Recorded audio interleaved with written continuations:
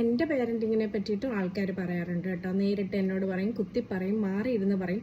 മനുഷ്യന്മാരല്ലേ, എന്തെങ്കിലുമൊക്കെ കാണുമ്പോൾ അങ്ങോട്ടും ഇങ്ങോട്ടൊക്കെ പറയും. പക്ഷെ എനിക്ക് അങ്ങനെ അങ്ങ് വിഷമം വരാറില്ല. കാര്യം ഞാൻ ചിന്തിക്കും, ഇപ്പം ഞാൻ കണ്ടാൽ പറയില്ലേലും എൻ്റെ 30s കേട്ടോ.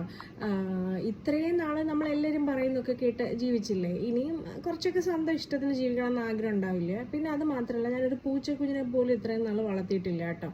അപ്പോഴാണ് നമ്മൾ കഷ്ടപ്പെട്ട് കടയിൽ പോയി മേടിച്ചൊന്നുമല്ല, കഷ്ടപ്പെട്ട് പ്രസവിച്ച് കിട്ടിയ 2 കുട്ടികളാണ്. അവരെ നമ്മുടെ ഇഷ്ടത്തിന് വളർത്തണ്ടേ, അങ്ങനെ ഞാൻ വിചാരിക്കും. എന്ന് വിചാരിച്ച് ഞാൻ പറയുന്നതാണ്. എപ്പോഴും ഗൈഡൻസ് ഒക്കെ ഞാൻ സ്വീകരിക്കും. വെറുതെ ഇരുന്ന് പറയുന്നത് ഞാൻ കേൾക്കില്ല. ഞാൻ ഇങ്ങനെ വിചാരിക്കും, നമ്മൾ കൊച്ചായിരിക്കുമ്പോൾ തൊട്ടേ എല്ലാവരും പറഞ്ഞേക്കണം, സ്കൂളിൽ പോകുമ്പോൾ ടീച്ചേഴ്സ് പറഞ്ഞേക്കണം, വീട്ടിലിരിക്കുമ്പോൾ വീട്ടുകാർ പറഞ്ഞേക്കണം. ഇനിയിപ്പോൾ ഞാൻ പറയുന്നത് ഞാനൊന്നും കേൾക്കണ്ടേ, എനിക്കിഷ്ടമുള്ളത്, അങ്ങനെ വിചാരിച്ച് ഞാനങ്ങ് സമാധാനിക്കും.